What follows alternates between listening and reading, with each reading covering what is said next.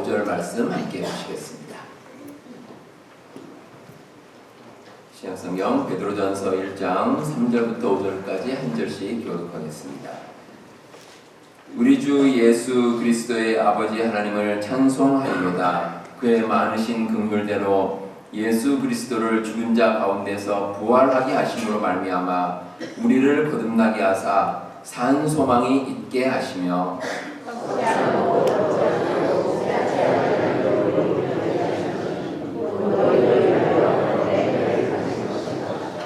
5절 함께 보겠습니다. 너희는 말세에 나타내기로 예비하신 오늘 얻기 위하여 믿음으로 말미암아 하나님의 능력으로 구하심을 바랍니다. 아멘. 오늘은 예수님께서 사망 권세를 이기시고 부활하신 부활을 기념하는 부활주일입니다. 예수님께서는 세상의 모든 죄를 담당하시고 십자가에 달려 돌아가셨다가 사흘 만에 부활하셨습니다. 우리 옆에 계신 분들과 아까도 인사 한번 나눴지만 부활의 기쁨을 한번 다시 나누도록 하겠습니다. 인사하실 때 한국말이 편하신 분은 예수님 부활하셨습니다. 영어가 편하신 분은 He is risen 이렇게 인사 나누시기 바랍니다.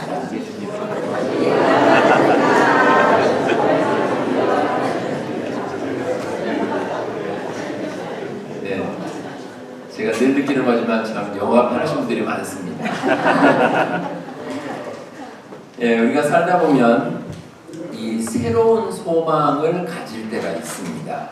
예를 들어서 치료가 힘든 병에 걸렸는데 그 병을 치료할 수 있는 새로운 약이나 수술 방법이 개발될 때가 있습니다. 그러면 치료에 대해서 내가 소망을 가질 수 있겠구나 이런 생각이 듭니다. 또 예를 들어서 갑자기 비행기를 타고 어딘가를 가려고 하는데 그 비행기가 만석입니다. 그런데 누군가가 티켓을 취소를 해서 그렇다면 이제 자리가 생긴 거죠. 그러면 새로 이제 갈 수 있다는 소망을 가질 수가 있습니다. 그런데 힘들지만 새로운 소망을 가질 수 있는데 아무리 애를 써도 소망을 가질 수 없는 경우가 있습니다. 죽음입니다. 우리 사람의 죽음에는 예외가 없습니다. 이 세상의 모든 사람들은 누구나 죽음을 맞이하게 되고 그 죽음을 피할 수 없습니다. 따라서 죽음 앞에서 소망을 가질 수 있는 사람은 한 사람도 없다고 봐야 합니다. 그런데 오늘 말씀 3절에 이런 구절이 나옵니다. 예수 그리스도를 죽은 자 가운데서 부활하게 하심으로 말미암아 우리를 거듭나게 하사 산 소망이 있게 하시고 라는 말씀입니다. 예수님께서는 십자가에 돌아가신 후에 사흘 만에 부활하셨습니다. 그리고 우리 모든 믿는 사람을 거듭나게 하시고 산 소망을 우리가 가지게 되었습니다.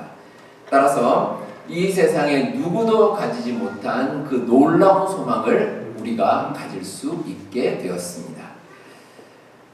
제가 여러분 가정으로 보내드린 그 부활절 목회 서신 혹시 여러분들 읽어보시는 분 계시겠지만 거기에 기록된 내용인데 과거 그 조선 땅에 복음이 전해진 이야기를 제가 기록을 했습니다. 우리 EM이나 뉴스그룹은 아마 조선 잘 모르실 텐데 조선 is the ancient Korean dynasty 그렇게 이제 보시면 되겠습니다. 조선시대 특히 말기에 이 조선이 그 외국과 교류하지 않는 흔히 말하는 이제 쇄국 정책이죠. 그래서 외국에서 들어오는 것을 다 막았습니다. 당연히 복음이 전해지는 것도 금지를 했습니다. 그래서 당시 미국의 선교부가 이 조선을 선교사를 파송하기 어려운 지역으로 분류를 했습니다. 그래서 선교사를 거의 파송을 하지 않기로 작정을 했습니다. 그런데 선교의 열정을 가지신 두 선교사님께서 용감하게 조선 땅으로 오셨습니다. 인천의 제물방을 통해서 들어온 두 분이 언더우드와 아펜젤러 선교사님입니다. 그때가 1885년 4월 5일입니다. 근데 그날이 부활주일입니다. 오늘이 4월 5일이니까 지금부터 정확하게 141년 전입니다. 그때 이제 조선 땅, 한국 땅에 처음으로 복음이 전파가 됐습니다. 그 시절에 복음을 접하지 못한 많은 사람들이 이제는 새로운 소망을 가지게 됐습니다. 그리고 여기 계신 저와 여러분들 모두가 그 후대에서 이제 구원과 소망의 길을 함께 동참하는 후손이 우리가 될 수가 있었습니다. 우리 하나님께서는 예수님을 통해 산 소망의 길을 열어주셨습니다. 예수님께서 이 땅에 오시기 전에는 어느 누구도 가지지 못했던 소망을 예수님의 부활로 말미암아 우리는 새로운 소망을 가지게 됐습니다. 따라서 예수님의 부활을 우리가 믿으면 그 소망이 우리에게서 떠나지를 않습니다. 그리고 예수님께서 우리의 모든 문제들을 해결해 주시고 이 믿음으로 소망 가운데 늘 살아가는 우리의 삶이 될 수가 있습니다. 이처럼 예수님의 부활로 우리는 새로운 삶의 길이 우리 앞에 펼쳐졌습니다. 지금까지 흑암 가운데 죄의 권세 가운데 억눌려 살았는데 이제는 다릅니다. 예수님 믿음으로 말미암아 우리의 모든 삶이 이제는 새로운 소망이 우리의 삶에 가득 차게 됐습니다.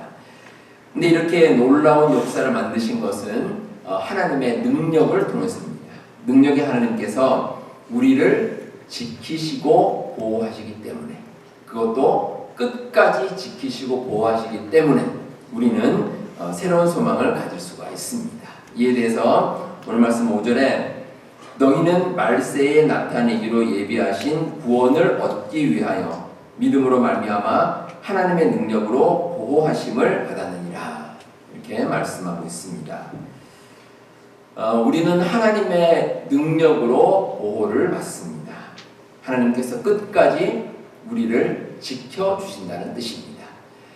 우리가 살아가는 이 세상 가운데 우리가 감당할 수 없는 많은 일들이 있습니다. 우리가 가진 지식이나 우리의 경험, 우리의 능력으로는 해결할 수 없는 일들도 분명히 있습니다. 근데 하나님께서는 우리를 끝까지 지키시고 보호해 주십니다. 우리에게 복음을 전해주시고 그 복음에 대해서 이제는 하늘나라 갈 때까지 우리의 모든 삶을 붙들어 주시고 인도해 주신다는 겁니다. 놀라운 능력이고 놀라운 은혜입니다. 제가 앞서 조선의 복음을 전해주신 언더우드 아펜셀러 선교사님에 대해서 말씀을 드렸습니다. 근데 이 두 분 가운데 이 아펜셀러 선교사님에 대해서 이런 이야기가 있습니다. 이분이 1902년에 그 전라남도 목포에서 열린 성서 번역위원회에 참석하기 위해서 인천에서 배를 타고 출발을 했습니다. 근데 그렇게 잘 가던 배가 서해안의 대청도 앞바다에서 큰 화물선과 충돌하게 됐습니다. 그래서 배가 거의 부서지고 파선을 하는 그런 지경에 놓이게 됐습니다. 근데 아펜젤러 선교사님이 원래 수영선수 출신이었습니다. 수영을 아주 잘하십니다. 그래서 충분히 물론 배가 파손되긴 했지만 헤엄을 쳐서 살아날 수 있는 그런 충분한 능력이 있었습니다. 그런데 배에서 미처 빠져나오지 못한 여학생이 있었습니다. 그래서 이 여학생을 구하기 위해서 다시 배 밑으로 들어갔습니다. 그리고 이 여학생을 살리고 이 선교사님은 다시 나오지 못했다고 합니다. 아펜젤러 선교사님은 복음을 통해서 조선 땅의 수많은 생명을 살려주셨습니다.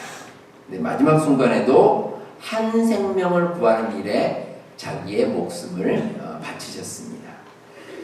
우리 하나님께서는 우리 모두의 구원을 위해 예수님을 십자가에 달리게 하셨습니다. 그리고 예수님께서 이루신 보혈의 공로로 우리 모두는 구원의 산 소망을 가질 수 있게 되었습니다. 얼마나 큰 하나님의 은혜인지 모릅니다. 이렇게 우리가 산 소망을 가지게 된 과정에서 우리가 한 일은 없습니다. 그저 하나님께서 우리를 긍휼히 여기셔서 소망을 선물로 주신 겁니다. 따라서 우리는 이런 하나님의 귀한 은혜에 늘 감사하는 마음으로 이 세상을 살아가야 할 것입니다. 그리고 그 감사의 마음을 담아서 역시 소망을 전하는 우리의 삶이 되어야 할 것입니다. 우리 사랑하는 성도 여러분, 예수님께서 이 땅에 오신 것은 우리에게 새로운 생명을 주시기 위함입니다. 우리가 예수님을 믿는다면 우리는 산 소망을 가지고 이 세상을 넉넉히 이기며 살아갈 수가 있습니다. 우리 세상 살아가는 가운데 때로는 우리 앞에 힘든 일들이 우리의 삶을 막아설 때가 있습니다. 그 모든 어려움 가운데서도 우리 주님께서 우리에게 새로운 생명을 주시고 또 우리의 삶을 인도해 주신다는 이 믿음을 가지면 우리는 모든 어려움을 이겨내고 이 세상을 승리하며 살아갈 수 있으리라 믿습니다. 우리 성도 여러분, 부활의 소망이 되시는 우리 예수님께서는 우리의 모든 삶과 끝까지 함께 해 주실 것입니다. 그 믿음 가지시고 부활의 감격을 여러분들 마음껏 누리시고 또 널리 전하시는 우리 모든 성도님들 다 되시기를 바랍니다.